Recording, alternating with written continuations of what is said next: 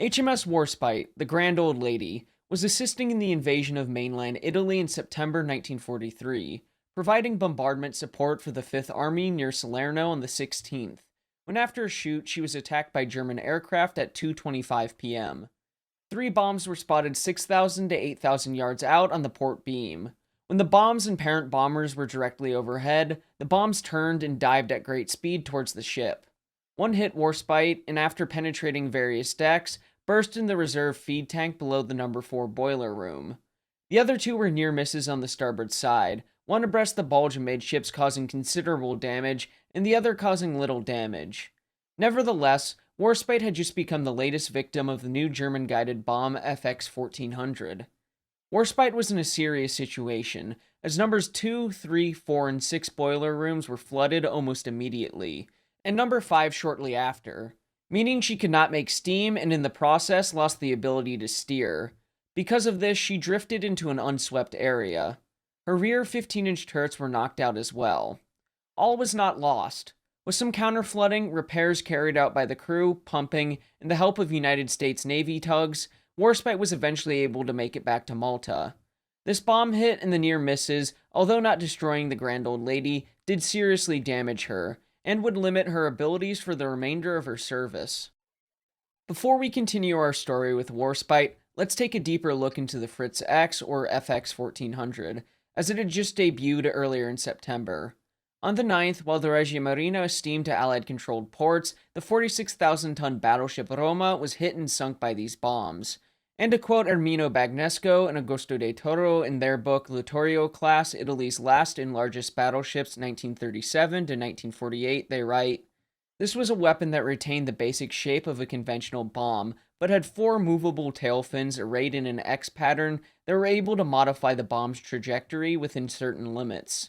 Directional control of the fins was by radio control from the aircraft that had dropped the bomb. The bomb had no supplementary propulsion system, but there was a luminous flare on the rear of the bomb that enabled the bomb aimer aboard the plane to follow its trajectory. The weapon, also known as the Fritz X, weighed 1,570 kilograms, of which 320 kilograms was the explosive charge, and was easily able to pierce armor plate thicker than 130 millimeters from a height of 6,000 meters. The bomb had just been recently issued to air units.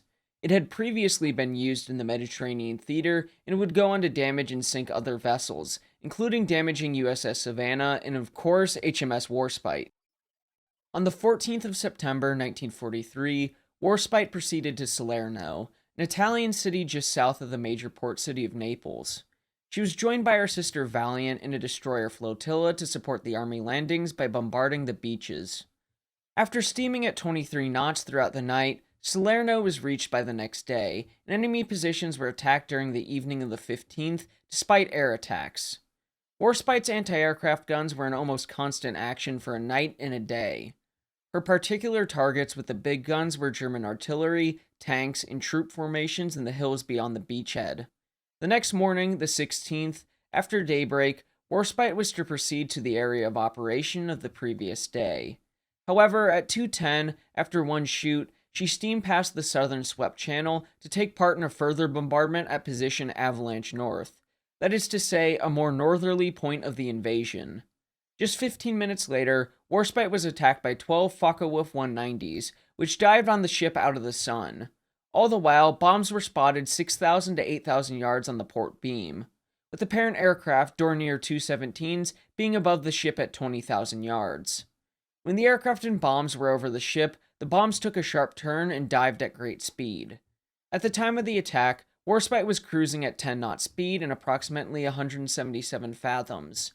Avoiding action in such a congested area was all but impossible. In that same vein, it would have been ineffective, since from the time of sighting the bombs to them hitting Warspite, it was only about 10 seconds. Where one hit Warspite, and after penetrating various decks, burst in the reserve feed tank below the number 4 boiler room. The other two were near misses on the starboard side, one abreast the bulge amidships, causing considerable damage, and the other causing little damage. To quote Petty Officer Banks in Warspite, Warships of the Royal Navy, "I had been tracking it for a few moments.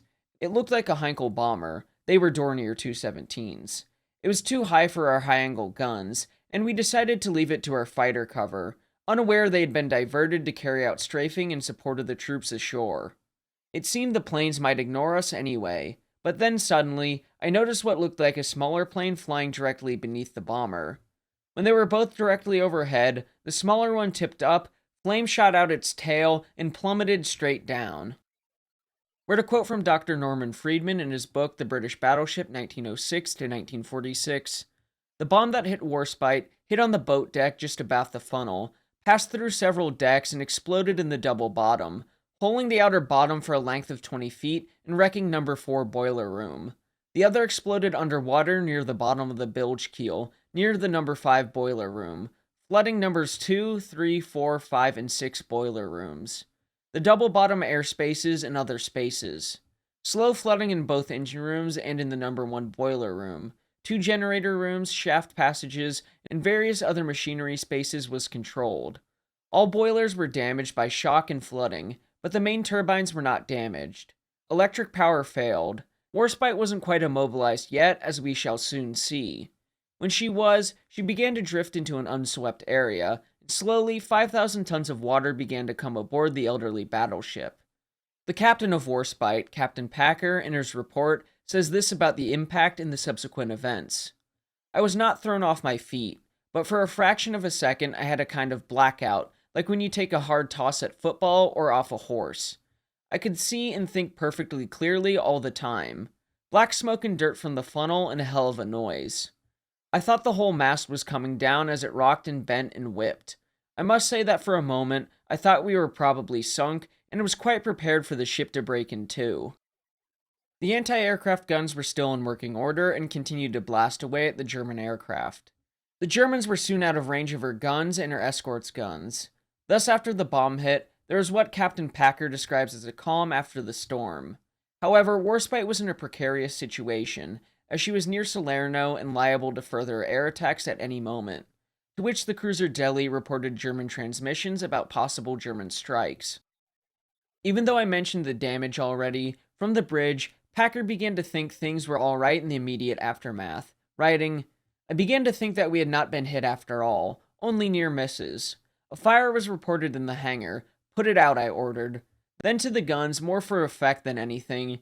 If we can steam and shoot, we will carry out our final bombardment after all." I set course up the channel, and reports began to come in, all calm and accurate. 4 boilers out of 6 flooded. Steam for slow speed on starboard engines only. We kept going at 6 knots. Then the ship would not steer. We were in the swept channel and steered around in a circle. I stopped engines. We were heading straight into the mines. A minesweeper sent violent signals to get out of it. I could not, for the helm was hard over, and finally the starboard engine room died out too. So we were once again going round in circles, with our carrying us and quite helpless. Parker got further reports about steam joints bursting, that the engine room was untenable, and that the 5th boiler room had finally flooded, leaving Warspite with one that had not been flooded. A construction captain gave a damage report that the ship was floating on the main deck, which in the quarterdeck mess deck was showing signs of collapse upwards. The crew began damage control efforts with counter-flooding and pumps, beginning to work to lessen the amount of water on board. Warspite's situation was getting better throughout the afternoon, and with the weather being favorable, it was beginning to seem that Packer and his crew could somehow get their battleship back to Malta. This hope was only bolstered at 5 p.m. when Warspite was taken under tow by American salvage tugs. HMS Delhi would be the RDF ship, along with destroyers to escort her. While being a sitting duck, she was not attacked by German bombers, certainly a shock to the crew, and slowly but surely at 4-knot speed, Warspite was in the process of being towed back to Malta, requiring more tugs as time went on. By midnight, she was entering the Straits of Messina. Taking from another sailor, he writes, "Inside the Warspite, there was an eerie silence. Warships never sleep, their vitals providing a background noise to which the crews become accustomed. Now, with all her machinery deprived of power, she was completely silent, and it was most unnerving. When night came, battery-powered lights flickered. With no possibility of preparing a hot meal, lemonade, bully beef, and ship's biscuits were passed out to her sailors. In the Straits, Warspite encountered some trouble. In Packer's diary, he writes, "When we struck the tide rips and whirlpools, the ship became unmanageable. From midnight until 5 a.m., We were completely out of control and going through the straits broadside on with all our tows parted except one. However, just as the tide turned off Reggio to take us back up the straits again, I got a tug alongside each side aft and straightened her up sufficiently for the tugs to go ahead and get some way on the ship. Despite being a superb sitting target through the 17th and 18th of September, as she slowly crawled towards Malta, no enemy aircraft or submarines came across Warspite. She reached the harbor on the 19th and to a great crowd of cheering onlookers. The grand old lady had made it back to port in one piece, although weighing more considering the amount of water she had taken on. She was down 6 crewmen, as they had perished because of the air attack, and a further 20 were injured.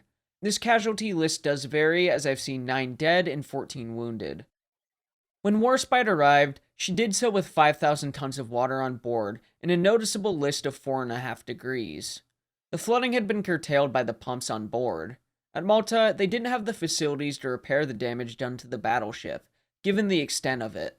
They could patch her up sufficiently to get her to Gibraltar in November 1943, being put in dry dock at Gibraltar 4 days after arriving, where a petty officer got to go down into the dry dock to look at the damage to the grand old lady, writing after the fact, "How the Warspite stayed afloat, I will never know. For without exaggerating one bit, you could have driven a double-decker bus through the hole in the ship's bottom." This was repaired by a large caisson. Warspite had already been earmarked for the Normandy bombardment force, so there was no time for extensive repairs. When sailing for the United Kingdom in March 1944, 2 of her 15-inch turrets were out of action due to the damage she suffered from the bombs. Boiler room number 4 was still out of action when she reached Rosyth. There, only one 15-inch turret was repaired, meaning that X turret was out of action and would remain so. Warspite went on to participate in further bombardment missions, and later, in mid-June 1944, she struck a mine, causing more damage to the ship, which we will cover in an updated video on the ship sometime in the future. To close out, we will go over the description R.A. Burt gives of the bomb hit and the near miss in his book British Battleships 1919 to 1945. The bomb that hit the ship had approached at 20 degrees to the vertical and 15 degrees to the centerline plane. It had struck the boat deck, passed through the port hangar, wardroom, galley, stores, after mess deck, kit locker flat, and number 4 boiler room before bursting in the double bottom reserve feed tank. The hole in the boat deck was roughly 5 feet 6 inches squared in the center, about 11 feet from the center line to port, extending from 128 to 130 stations. The forecastle, upper and main decks were holed on the port side. Stations 126 to 128, 18 to 19 feet from the center line, respectively. The middle deck was holed. The outer deck was holed over A, B, and C strakes. The port side between 123 and 133 stations. The aperture being 20 feet by 7 to 14 feet wide. The inner bottom was blown upwards over the same areas. The main transverse bulkhead 100 to 154 both leaked. The main transverse bulkhead 136 was holed. Other bulkheads were badly damaged in the area of the blast. The near miss hit the water close to the ship's side and burst near the bottom of the bulge at station 140 starboard side. The bulge plating was ruptured and bulged between 111 and 159 stations. Splits in the seams were evident. The outer and inner battery platform was corrugated over the area over the number 5 boiler room, and both were holed. The bilge had been fractured. The compartments on the middle deck from 118 to 154 stations were flooded. Hopefully you all can forgive me for the length of this video, as it's not as long as the videos have been as of late. I tried to give as many first-hand accounts and quotes as I could, as I find those to be the most fascinating parts of these videos, especially with this one. It is truly amazing how Warspite survived this damage and continued to contribute for the remainder of the war, considering what happened to the Roma a week earlier. Let me know if you would like to see another video or two on Warspite down in the comments. I would end up splitting up the video into 2 parts to cover her career in greater detail, and now that I'm really thinking about it, it might even have to be a 3-parter. Anyway, thanks for watching. Don't forget to like and subscribe as it'll help the channel to grow. And until next time, my friends, have a great week.